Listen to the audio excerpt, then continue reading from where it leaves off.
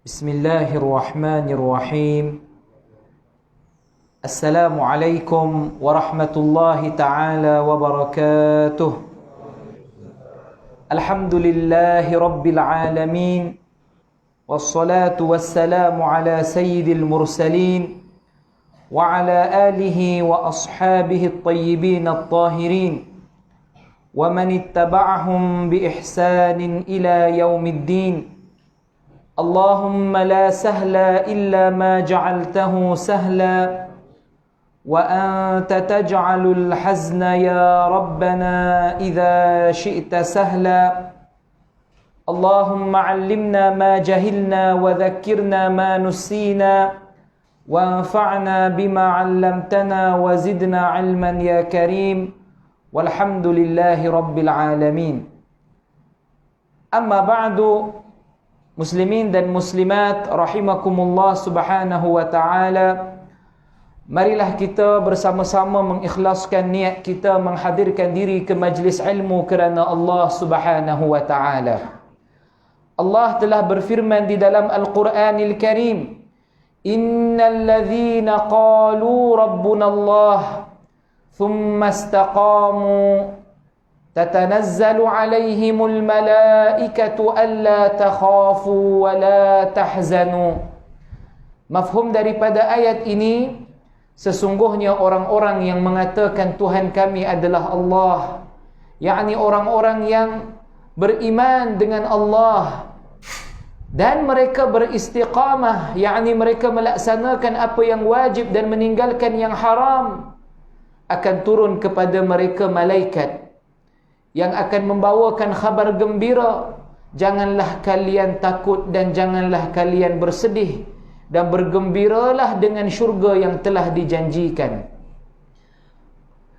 Orang-orang yang salih sebelum mereka meninggal dunia akan turun kepada mereka malaikat yang dipanggil sebagai malaikatur rahmah, dan malaikat ini akan bawa berita gembira kepada mereka, mengkhabarkan kepada mereka, abshiru ya wali Allah, bergembiralah kamu wahai wali Allah dengan kurniaan daripada Tuhan kamu. Maka orang yang salih menjelang kematian, pada saat menghampiri kematian, mereka rasa gembira. Dan setelah mereka meninggal dunia, apabila jasad dibawa ke kubur, maka ruh yang berada di atas jasad itu akan berkata, Qaddimuni, qaddimuni. Maknanya, percepatkan aku, percepatkan aku. Mereka tahu bahawa mereka akan beroleh nikmat yang pelbagai daripada Allah subhanahu wa ta'ala. Tidak berlalu satu saat ke atas orang-orang yang salih setelah mereka mati dalam keadaan mereka berduka. Dan tidak akan berlalu satu saat ke atas orang-orang yang salih dalam keadaan mereka sengsara. Dan tidak berlalu satu saat ke atas orang-orang yang salih setelah mereka mati dalam keadaan mereka disiksa. Bahkan orang yang salih, yang sabar di atas kehidupan di dunia ini dan melaksanakan perintah Allah, mereka akan dapat pelbagai nikmat di dalam kubur. Allah menjadikan kubur mereka bercahaya dan berbau wangi, dan Allah meluaskan kubur mereka. Ada orang salih yang kuburnya diluaskan 70 hasta panjang dan 70 hasta lebar. Dan ada orang yang salih yang diluaskan kubur mereka seluas mata memandang. Dan setiap hari di dalam kubur diperlihatkan kepada mereka tempat yang bakal mereka tinggal di dalam syurga nanti. Orang-orang yang salih setelah dibangkitkan, dikeluarkan daripada kubur, akan dihimpunkan di mahsyar dalam keadaan yang baik. Maka mereka akan berada dalam keadaan berpakaian, tidak telanjang. Dan mereka akan dihimpunkan dalam keadaan berkenderaan. Dan mereka dihimpunkan dalam keadaan ada bagi mereka makanan. Allah berfirman, fi yawmin kana miqdaruhu 50,000 sanah. Pada hari yang kadarnya bersamaan dengan 50,000 tahun. Itulah tempoh hari kiamat bersamaan dengan 50,000 tahun kalau mengikut perkiraan dunia. Tapi orang yang soleh, mereka rasa hari kiamat itu berlalu dengan cepat. Mereka berada dalam keadaan nikmat dan selesa dan bahagia. Apabila ahli syurga masuk ke dalam syurga, warid di dalam hadis, "Idza dakhala ahlul jannatil jannah, nada munadin, inna lakum an tahyaw fala tamutu abada." Bila ahli syurga masuk ke dalam syurga, ada suara yang akan menyeru, sesungguhnya kalian akan hidup dan tak akan mati buat selama-lamanya. Wa inna lakum an tasihhu fala tasqamu abada. Dan kalian akan sihat dan tak akan sakit buat selama-lamanya. Wa inna lakum an tashibbu fala tahramu abada. Dan kalian akan berada dalam keadaan muda dan tidak akan tua buat selama-lamanya. Wa inna lakum an tan'amu fala tab'asu abada. Dan kalian akan berada dalam keadaan nikmat dan tidak akan berduka buat selama-lamanya. Maka begitulah kehidupan ahli syurga yang hidup tanpa ada kematian buat mereka, yang sehat tanpa ada kesakitan buat mereka, yang berada dalam keadaan muda tanpa mereka akan menua, dan yang berada dalam keadaan nikmat dan mereka tidak akan sesekali berduka. Dalam syurga tak ada orang yang rasa sedih dan tak ada orang yang rasa sakit. Kalau di dunia ada orang yang ada sakit belakang, sakit lutut, kalau dia masuk syurga, dalam syurga tak ada lagi dah rasa sakit belakang dan sakit lutut dia. Bahkan di dalam syurga seorang beroleh pelbagai nikmat daripada Allah Subhanahu wa taala. Rasulullah bersabda, "Hiya wa rabbil Ka'bah nurun yatala'la."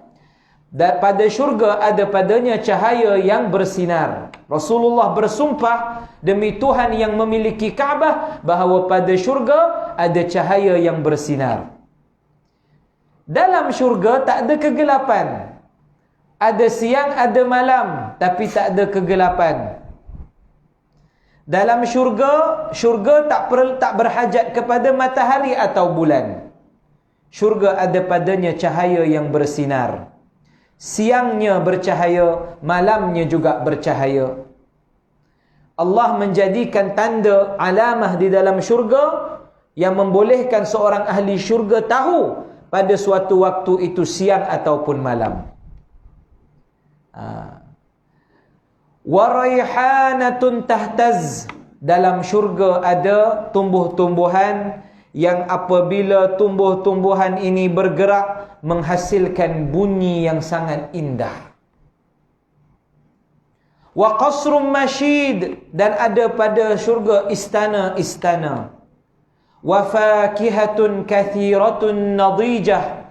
Dan buah-buahan yang masak, yang siap untuk dimakan, yang banyak.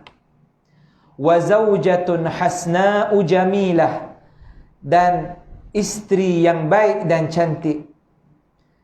Di dalam syurga tidak ada ma fil jannati a'zab. Tidak ada di dalam syurga orang yang bujang. Semua ahli syurga berpasangan.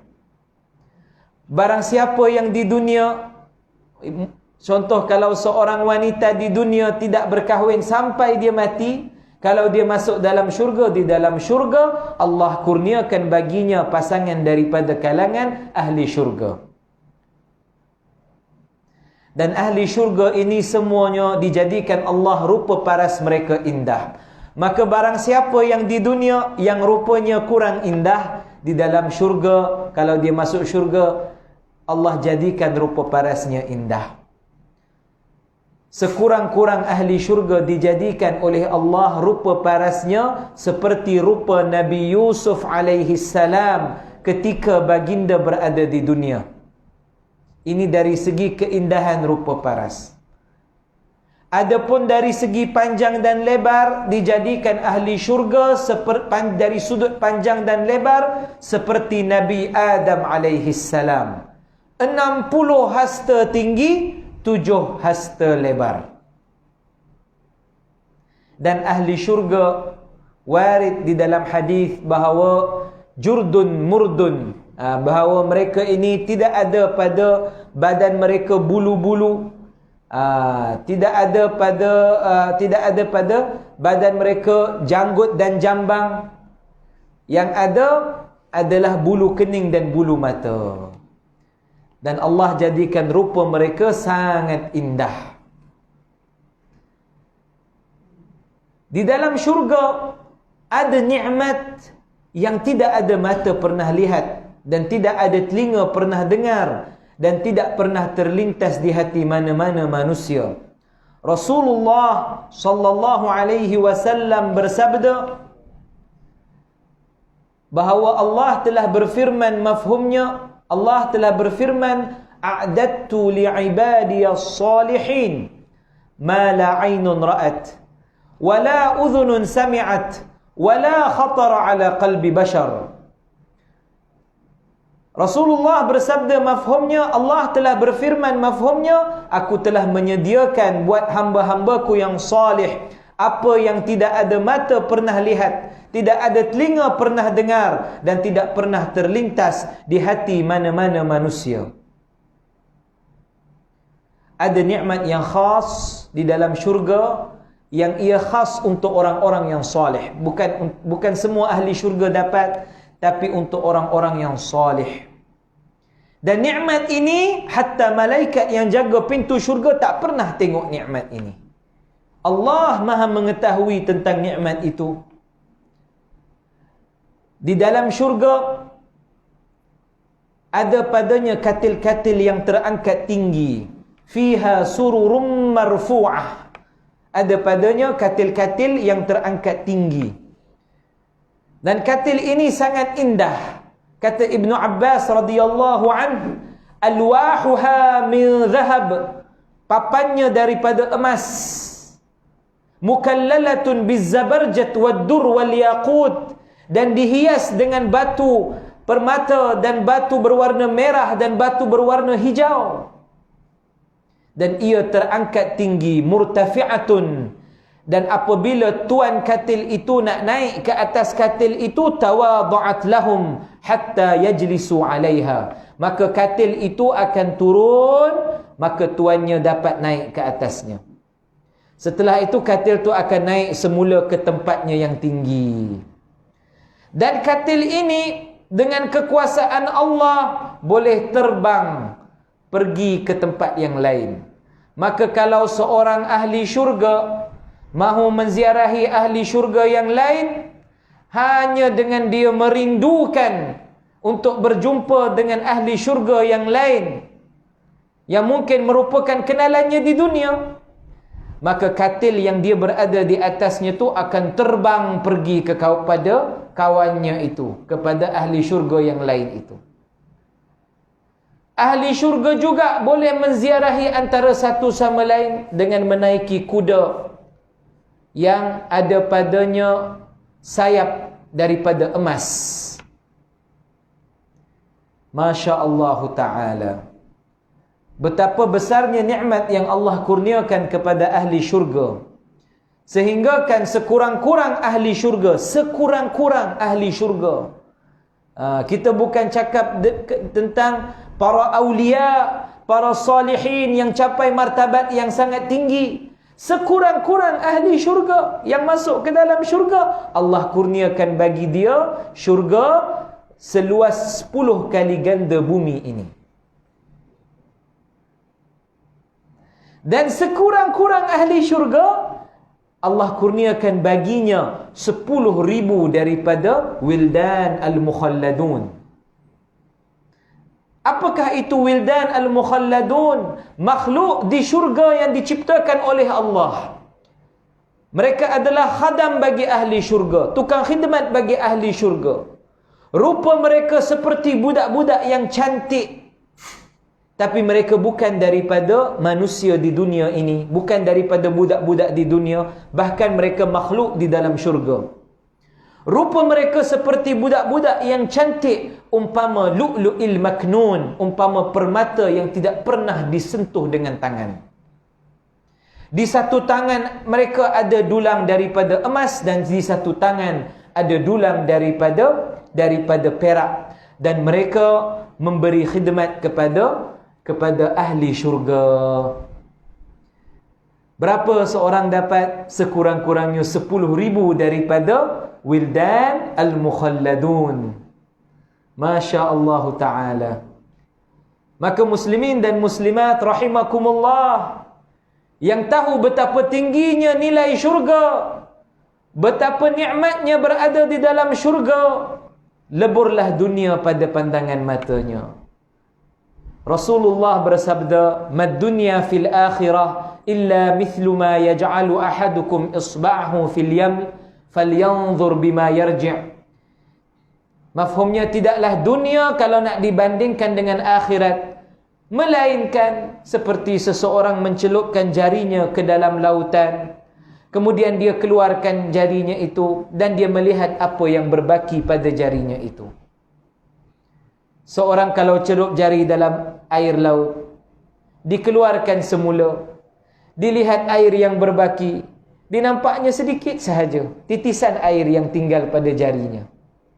Bandingkan dengan lautan yang luas, sangat sedikit air yang ada pada jarinya. Tapi itulah perbandingan antara dunia dan akhirat.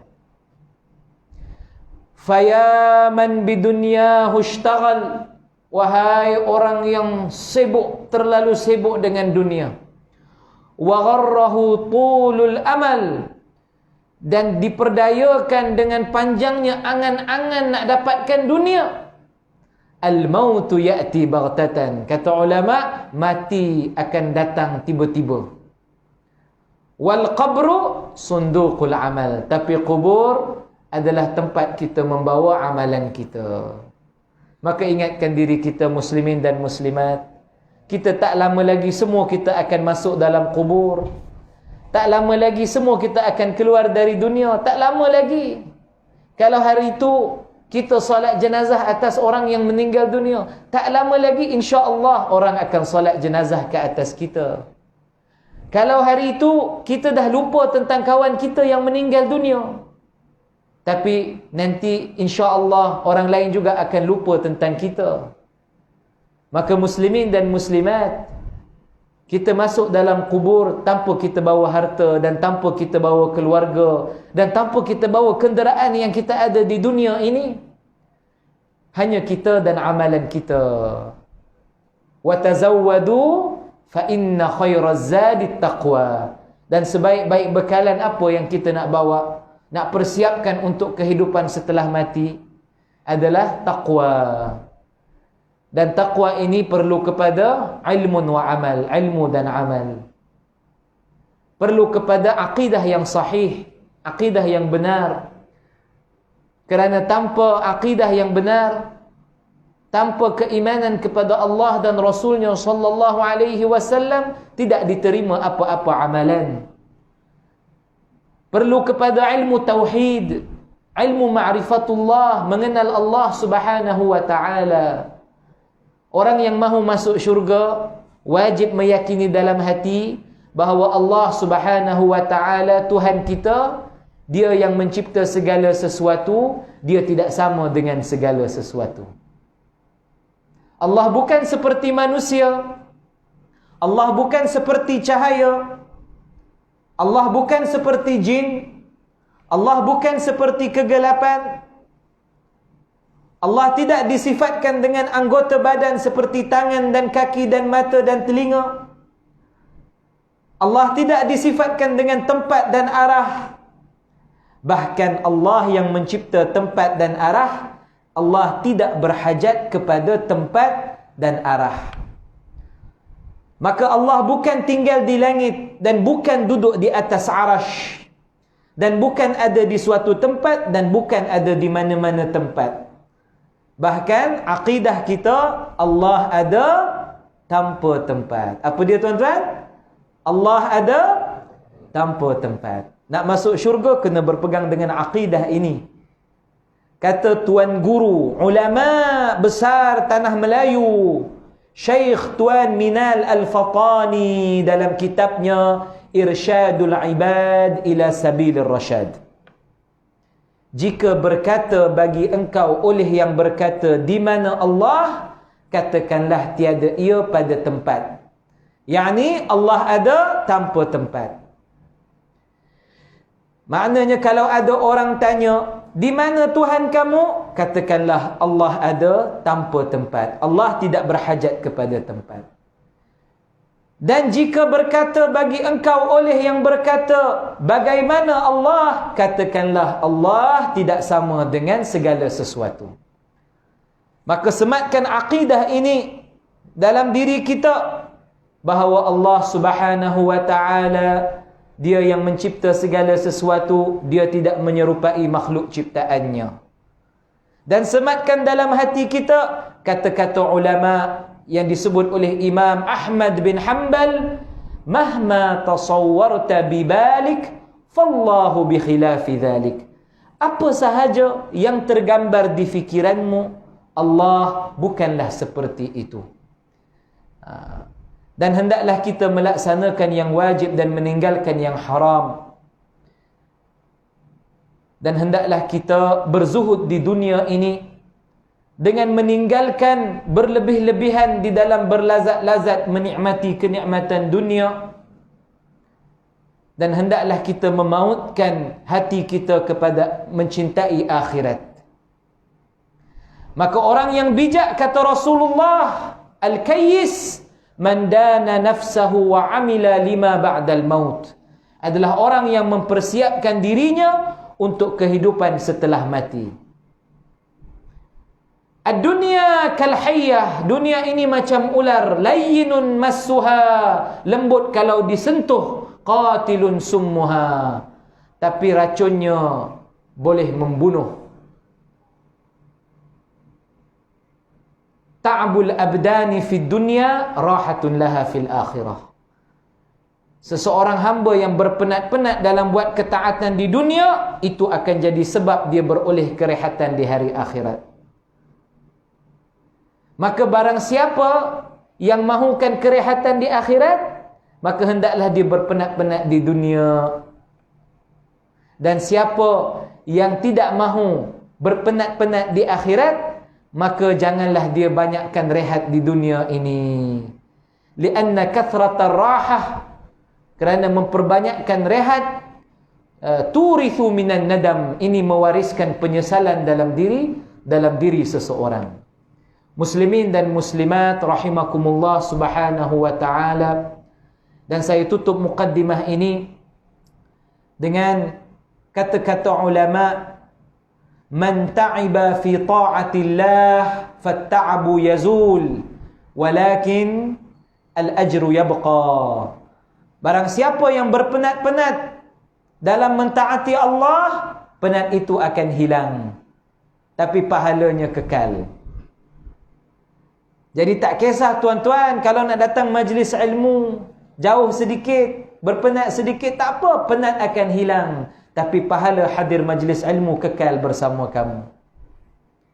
Wa man taladzadza fi ma'siyatillah falladzatu tazul walakin al-ithmu yabqa. Dan barang siapa yang berlazat-lazat dalam kemaksiatan, lazat itu juga akan hilang, tapi dosanya kekal bersama dengan kamu. Maka buatlah pilihan yang bijak. Selagi kita masih hidup di atas muka bumi ini, selagi masih berbaki nafas-nafas yang dikurniakan oleh Allah kepada kita, maka hendaklah kita mengisi waktu kita dengan ketaatan. Kerana waktu ini umpama emas, kata ulama, al-waqtu kadzahab illam tasrifhu fi ta'atillahi dhahab.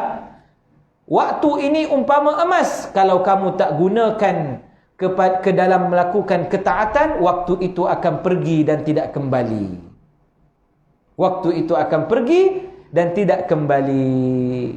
Dan kata ulama, ij'al hammaka hamman wahidan. Jadikan risau kamu hanya pada satu perkara. Jangan risau banyak perkara. Jangan risau harga minyak naik 10 sen. Jangan risau. Jangan risau nasi ayam naik RM5 jadi RM6. Jangan risau. Jadikan kerisauan kamu satu perkara. Ai kaifa tanjua fil akhirah. Bagaimana kamu nak selamat di hari akhirat. Moga Allah kurniakan kepada kita keselamatan di dunia dan di akhirat, dan moga Allah menghimpunkan kita di dalam syurga Firdaus. Amin ya rabbal alamin. Kita sambung pengajian kitab kita sampai mana kita tuan-tuan? Muka surat 26.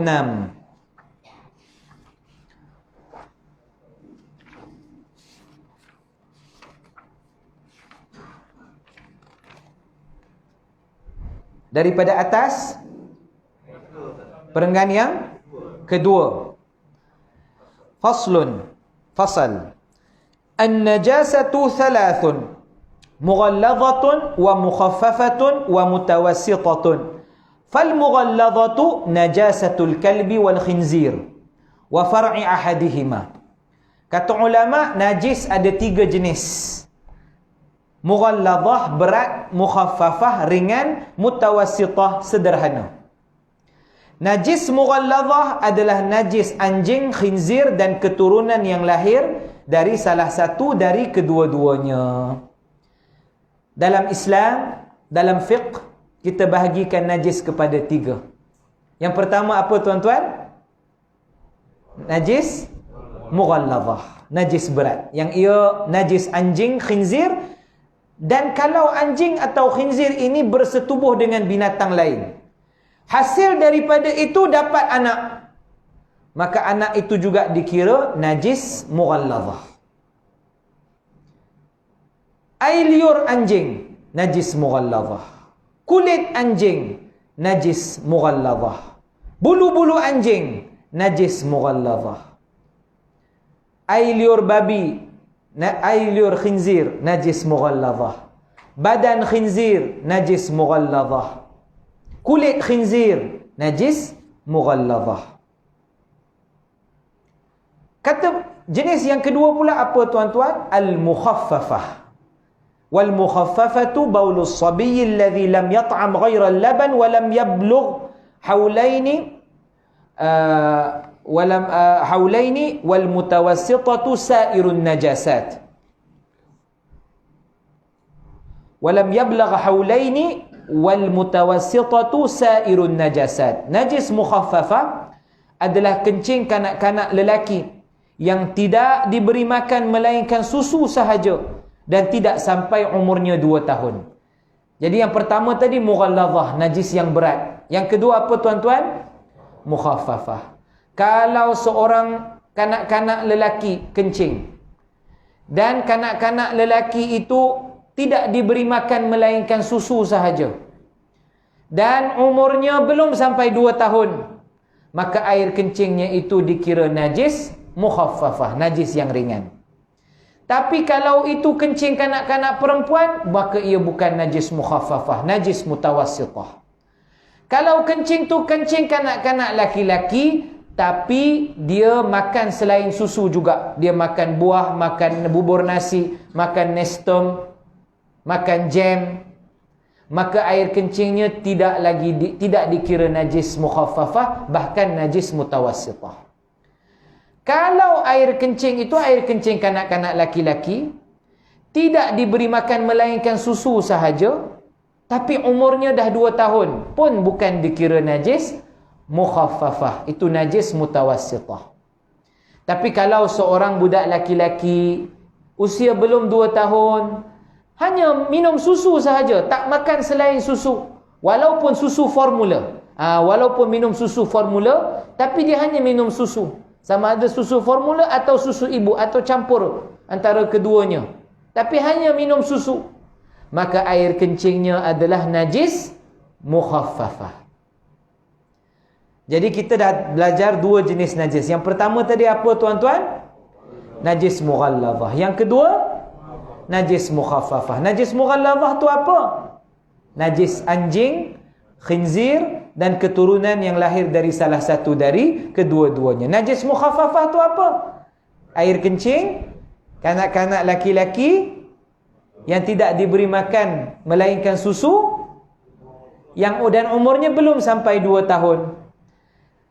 Apakah pula najis mutawassitah? Semua najis selain daripada najis mughalladhah dan najis mukhaffafah adalah najis mutawassitah, najis yang sederhana.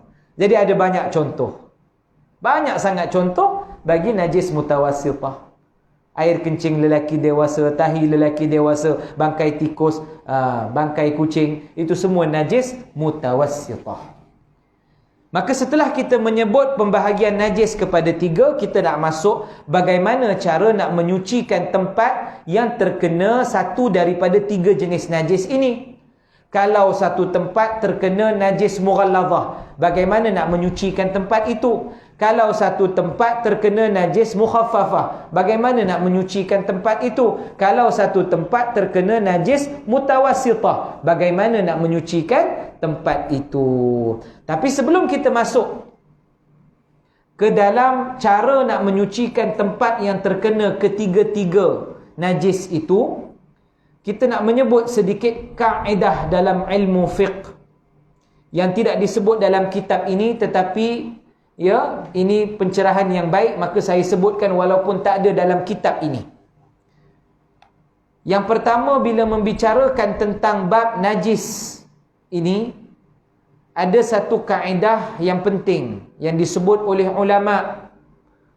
Kaedah itu berbunyi, la tuhkamu an-najasatu bisyak. Maknanya, kita tak hukum sesuatu itu bernajis dengan syak. Tidak dihukum kenajisan sesuatu perkara dengan syak. Syak ni maknanya apa? Dengan keraguan. Kalau seseorang dia ragu-ragu sahaja, tempat tu bernajis ataupun tak bernajis, dan tidak ada bukti yang menunjukkan tempat tu bernajis, maka kita tidak hukum ia bernajis. Jelas ya tuan-tuan? Contohlah tuan-tuan nak solat di luar, macam saya solat tadi belah kanan dekat luar. Kalau saya tengok pada permukaan lantai tu, tak ada bukti-bukti yang menunjukkan ada najis. Tak ada bukti yang menunjukkan ada kencing ke, ada tapak kaki anjing ke. Tak ada bukti yang menunjukkan tempat tu bernajis. Apa keadaan tempat tu saya hukum? Saya hukum sebagai suci. Saya tak hukum sebagai bernajis. Walaupun kalau datang ke dalam hati saya keraguan. Misalnya kalau saya ragu-ragu, 2 bini, kalau saya katalah 2 bini banyak anjing, ada kemungkinan anjing tu masuk dan jalan dekat atas situ dan meninggalkan kesan di situ. Dalam tapak kakinya basah ke contohnya. Tapi hanya sekadar keraguan tidak menjadikan saya menghukum tempat itu bernajis. Itu kita maksudkan. Jadi kadang-kadang ada orang ni tuan-tuan, dia ada banyak was-was. Banyak was-was. Jadi sebahagian orang dia nak masuk bilik air, bilik mandi contohnya. Di lantai tu ada air. Ialah air orang mandi. Sebahagian orang mungkin datang was-was kepada dia. Sebahagian orang mungkin kata, ini lantai ni ada air ni, ada tak padanya air kencing yang terpercik juga ke? Mana tahu orang yang mandi sebelum ni dia kencingnya kat situ. Tapi tak ada bukti yang menunjukkan tempat tu bernajis. Bukannya ada bau hancing, bukannya ada warna kuning air kencing, bukannya ada air yang dia nampak ada air kencing di situ.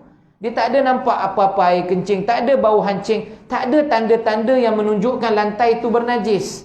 Maka kita hukum apa lantai itu tuan-tuan? Suci. Jadi kalau kita pijak keluar daripada situ, kita tak hukum kaki kita bernajis. Jelas ya? Tuan-tuan makan dekat food court, dekat shopping mall. Tuan-tuan tak tahu pinggan yang tuan-tuan guna tu, sebelum tuan-tuan guna, ada tak najis mughalladhah yang pernah ada dekat atas pinggan tu? Tuan-tuan tahu ke? Mana tuan-tuan tahu? Betul tak? Tapi zahirnya tuan-tuan tengok pinggan dekat food court tu atau dekat restoran tu, zahirnya nampak suci. Tak ada nampak bukti-bukti yang menunjukkan najis. Boleh tak tuan-tuan guna pinggan tu? Tuan-tuan hukum pinggan tu sebagai apa? Suci. Nampak tak? Jadi kalau seorang hanya ragu-ragu suatu tempat tu ada najis ataupun tidak, tak ada bukti yang menunjukkan tempat tu bernajis, maka dia tidak hukum tempat itu bernajis. Kerana dalam kaedahnya tidak dihukum kenajisan dengan syak. Jelas ya tuan-tuan? Jelas ke? Tuan-tuan nak guna mesin basuh di asrama, anak-anak tuan-tuan duduk asrama, mesin basuh tu kongsi ramai orang. Mungkin di matrikulasi ke, di universiti ke, kongsi mesin basuh. Dan yang guna tu mungkin orang Islam dan orang bukan Islam. Adakah hanya sekadar kalau mesin basuh tu digunakan kegunaan ramai orang? Adakah kalau ada orang bukan Islam guna mesin basuh itu terus kita hukum mesin basuh tu confirm bernajis? Tak. Nak pakai mesin basuh tu tengoklah dulu. Kalau tak ada bukti yang menunjukkan mesin basuh tu bernajis, kita hukum mesin basuh tu suci. Nampak tuan-tuan? Aplikasi-aplikasi kaedah ini. Jadi dalam kaedah fiqh tidak dihukum kenajisan dengan syak. Jelas ya tuan-tuan ya? Tidak dihukum kenajisan dengan syak. Tuan-tuan, satu hari mungkin tuan-tuan dekat laman rumah tuan-tuan tu, bahagian depan tu, bukan depan lah, dalam rumah, kat luar tu, tuan-tuan mungkin letak rumput kapet. Satu hari nak semayang atas rumput kapet tu, boleh tak tuan-tuan kalau tak ada bukti yang menunjukkan tempat tu bernajis? Boleh. Tuan-tuan hukum tempat tu suci dan boleh solat. Kalau saya dekat Jordan tu tuan-tuan, saya pernah tengok ada orang, bukan semua orang, sebahagian orang, ya, dia semayangnya pakai kasut dekat luar masjid tu dia solat. Solat di luar masjid pakai kasut, dekat Jordan, dekat Irbid. Ya. Tempat saya belajar dulu. Semayang pakai kasut. Tuan Syekh, Tok Guru kami terangkan, boleh tak dia solat pakai kasut? Kalau sebelum solat tu tuan-tuan, dia tengok kasut tu, tengok tapak kasut tu, tak ada bukti yang menunjukkan ada najis pada tapak kasut tersebut. Dari sudut hukumnya, boleh dia solat dengan kasut tersebut, tak ada masalah. Walaupun dia tak tanggal kasut tu. Bukanlah saya suruh tuan-tuan semua solat dengan kasut. Ini saya nak tunjuk aplikasi kaedah ni ya tuan-tuan ya. Baik ya. Jadi mungkin orang tu dia nak cepat, mungkin dia kereta je letak apa, tak tahulah sebab apa dia nak cepat ke apa kan. Jadi dia tak buka pun kasutnya. Tapi tu segelintir orang buat lah. Tapi nak sebut dari segi hukumnya macam saya sebut tadi. Ya tuan-tuan? Itu kaedah yang pertama. Kaedah yang kedua kita nak kongsi ni tuan-tuan, dalam membicarakan bab yang berkaitan dengan najis ni, apa dia tuan-tuan? La tantaqilu an-najasatu min jafin ila jaf. Tak berpindah kenajisan daripada sesuatu yang kering kepada sesuatu yang kering. Tak berpindah kenajisan daripada sesuatu yang kering kepada sesuatu yang kering. Kalau ada toto, ada budak 5 tahun kencing atas satu toto. Tuan-tuan tahu toto macam tilam nipis tu. Tuan-tuan ada toto di rumah? Ada. Katakan kalau ada budak kencing di atas toto tu, dibiar seminggu, kering tak kencing tuan-tuan? Kalau toto tu dah kering, ya, saya tak katalah biarkan toto tu seminggu ni kalau ia dibiarkan. Ya. Kalau dah kering, kalau tuan-tuan lalu pijak atas toto tu, atau tuan-tuan duduk, mungkin tuan-tuan pergi rumah orang, tak tahu toto tu ada kencing, tuan-tuan duduk atas dia, tapi toto tu dah kering, air kencingnya dah kering, tapi bau hancing tu ada lagi, tak, kesan tu ada lagi. Tuan-tuan duduk, tuan-tuan bangun. Kalau masa tuan-tuan duduk tu, permukaan tuan-tuan, badan tuan-tuan atau pakaian tuan-tuan yang kena kontak pada tilam atau toto tu kering, dan toto tu pun kering, maka kenajisan, najis daripada toto tu tak dikira berpindah kepada tuan-tuan. Jadi tuan-tuan pakaian tuan-tuan tu boleh lagi dibawa solat lah. Sebab tuan-tuan kering, pakaian tuan-tuan kering, toto tu pun kering. Jadi najis daripada toto tak berpindah kepada tuan-tuan. Dapat ke tuan-tuan? Dapat. Ya, jelas ya? Baik. Maka itu contohnya lah. Dan ni kalau najis mughallazah pun macam tu. Kalau ada anjing lalu masuk ke ruang depan rumah tuan-tuan, tak masuk lah, masuk dalam pagar tu kan. Lepas tu dia lari keluar. Tuan-tuan halau dia lari keluar. Tak ada nampak apa-apa kesan dekat lantai tu. Tuan-tuan tak hukum lantai tu bernajis. Ya ke?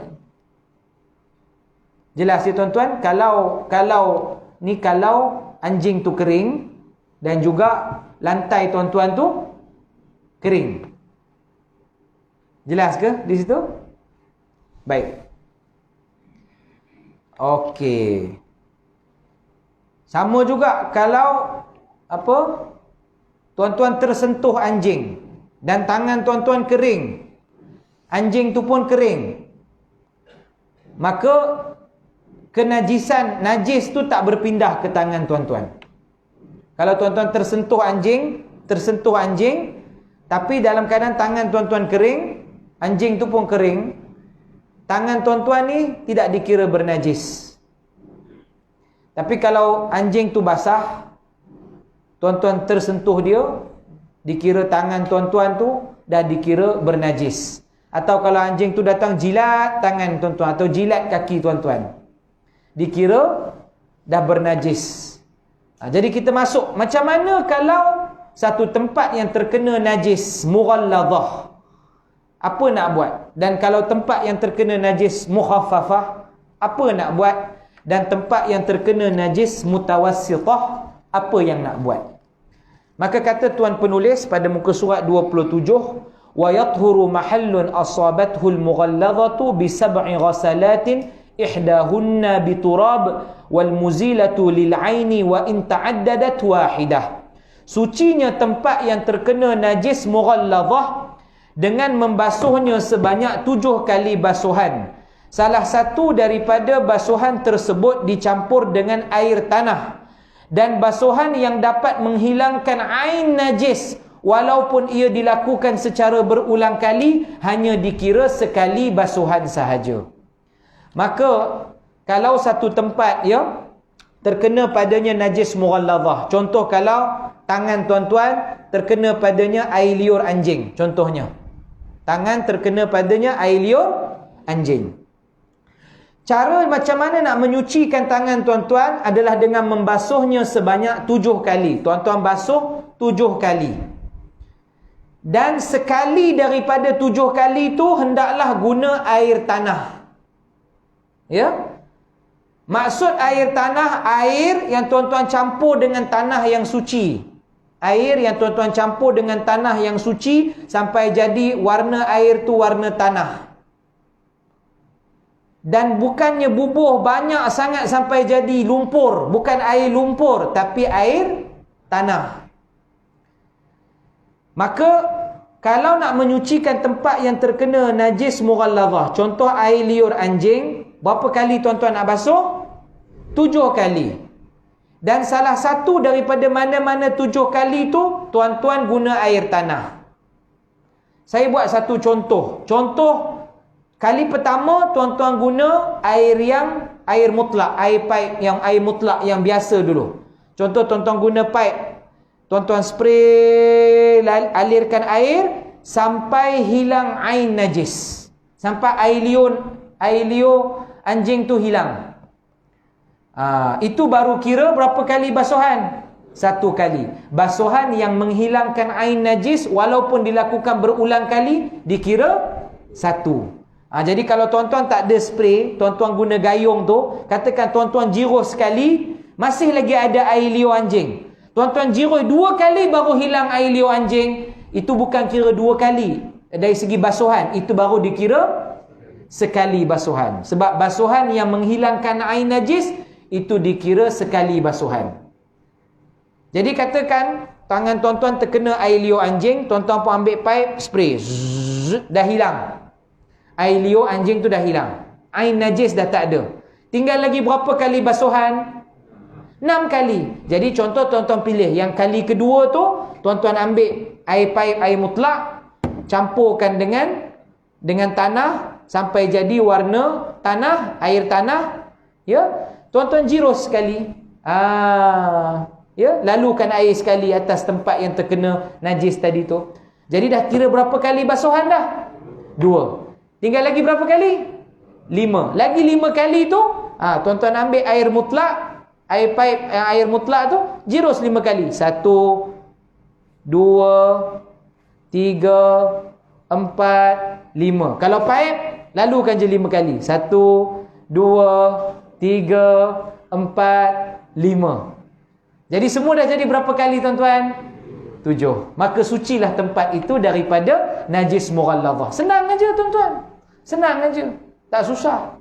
Sama macam pinggan tuan-tuan ke, kalau pinggan tu tuan-tuan letak susu nak bagi kucing minum, yang datangnya anjing contohnya. Anjing jilat pinggan tu. Dah tu macam mana nak buat pinggan tu? Sama cara macam tadi juga. Ya tuan-tuan ya? Jelas tak di sini macam mana nak menyucikan tempat yang terkena najis mughalladhah? Jelas ke tuan-tuan semua? Jelas. Baik, seterusnya. Kata penulis, wal mukhaffafatu bi izalati ainiha wa awsafiha walau bi rasyil ma'i alaih. Sucinya tempat yang terkena najis mukhaffafah dengan menghilangkan ainnya dan sifat-sifat najis tersebut, walaupun dengan cara merenjiskan air tersebut ke atasnya. Najis mukhaffafah tadi apa? Siapa masih ingat? Air kencing, bayi kanak-kanak lelaki yang belum berumur 2 tahun, yang tidak makan melainkan susu. Contoh seorang bawa bayi seperti itu dalam surau ni. Dia letak kat tepi, dia pun solat. Bayi tu baring, tapi pakai pampers. Bila nak balik, angkat bayi tersebut, rupanya pampers tu tiris. Ada sikit kesan, satu line dekat atas kapet surau Qasam 2B ni. Jadi, apa nak buat? Nak dipotong ke kapet tu? Potong basuh bawah air paip dekat luar. Tak perlu potong. Cukup sekadar direnjiskan air ke atas tempat tu sampai hilang ain dan sifat-sifat najis. Sampai dah tak bau hancing, sampai hilang ain dan sifat-sifat najis. Najis mukhaffafah kalau direnjiskan air sahaja atas tu sampai hilang ain dan sifat-sifat najis, dah dikira suci tempat tu. Dah dikira suci tempat yang terkena najis mukhaffafah itu. Jelas tuan-tuan ya? Satu perenggan lagi boleh? Wa ammal mutawassitatu fatanqasimu ila ainiyah fala budda min izalati launiha wa rihiha wa ta'miha bil ma'i wa hukmiyatin fayakfi jaryul ma'i 'alayha. Adapun najis mutawassitah, maka ia terbahagi kepada najis ainiyah yang mesti warna, bau dan rasa najis dihilangkan dengan menggunakan air, dan kepada najis hukmiyah yang memadai dengan mengalirkan air ke atasnya. Baik. Najis mutawassitah seperti yang telah kita sebutkan perbahasannya adalah semua najis melainkan najis mukhaffafah dan najis mughalladhah. Dan najis mutawassitah ini kita bahagikan kepada dua lagi. Ada najis mutawassitah yang kita panggil sebagai najis ainiyah. Najis ainiyah ni ada ainnya, ada bau, ada warna, ada rasa. Contohnya kalau kucing kencing atas kapet surau ini, masih lagi ada air kencing itu, nampak setumpuk kawasan yang basah, masih lagi berbau hancing di tempat itu. Itu kita panggil sebagai najis ainiyah. Najis ainiyah. Ainnya, ain najis tu masih lagi ada. Air kencing tu masih lagi ada. Ain najis tu masih lagi ada. Kalau dibiarkan waktu yang lama, najis ainiah tu 5 tahun tak ada orang sucikan tempat tu, tak ada orang basuh kapet tu 5 tahun. 5 tahun dah biar, mungkin jadi air kencing tu dah kering dan mungkin dah hilang sifat-sifat. Bau dah tak ada, warna dah tak ada, tapi tempat tu dari segi hukum masih lagi bernajis. Maka disebut sebagai najis hukmiyah. Dari segi hukum masih lagi dikira bernajis, tapi dah tak ada ain, tak ada bau, tak ada warna, tak ada rasa. Itu dipanggil apa tuan-tuan? Najis hukmiyah. Maka kalau najis ainiyah, itu mesti dihilangkan najis itu. Dihilangkan najis itu dengan menggunakan air. Jangan kalau kucing kencing, ya, tuan-tuan sekadar renjis air atas kencing kucing tu saja, atau spray saja atas tu, atau tuang secawan air atas tu. Kalau tuan-tuan tuang air atas kencing kucing pada kapet ni, apa akan jadi? Kawasan yang bernajis tu akan jadi semakin merebak, semakin luas. Tuan-tuan telah meluaskan lagi kawasan yang bernajis. Jadi kalau ada kencing kucing ke, ataupun budak darjah 1, dia tak tahan, mungkin masa solat tu tak tahan nak terkencing. Kan pernah jadi tuan-tuan? Pernah tak dengar? Budak, ya, sekolah rendah, ya, masa solat dia terkencing ketika sujud dalam surau. Dia tahannya kencing, tak tahan, terkencing masa sujud. Pernah dengar tak kisah tu tuan-tuan? Tak pernah? Saya lah masa kecil-kecil dulu. Masa sekolah agama rakyat lu, malunya sampai ke hari ni tuan-tuan. Semua orang tengok aja kan. Tahan kencing punya pasal terkencing masa sujud. Jadi tuan-tuan, kalau jadi macam itu apa nak buat, ya?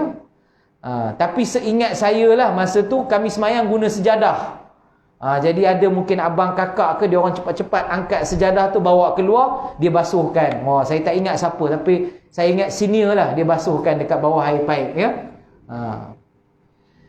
Tapi kalau atas kapet kita macam mana tuan-tuan? Kalau tuang air atas dia, jadi merebak lagi kawasan bernajis. Macam mana cara dia?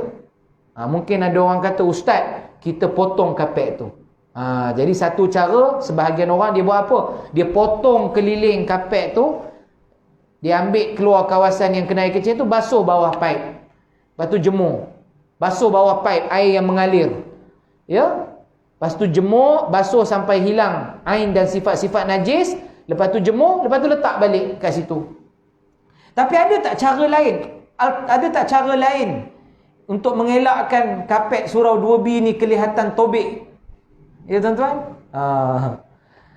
Jadi kalau nampak tobek bulat macam tu, orang pun mungkin dah suspek. Ini tempat ni mungkin ada kencing sebelum ni. Dia pun tak nak semayang dekat situ kan. Walaupun dah dibasuh kan.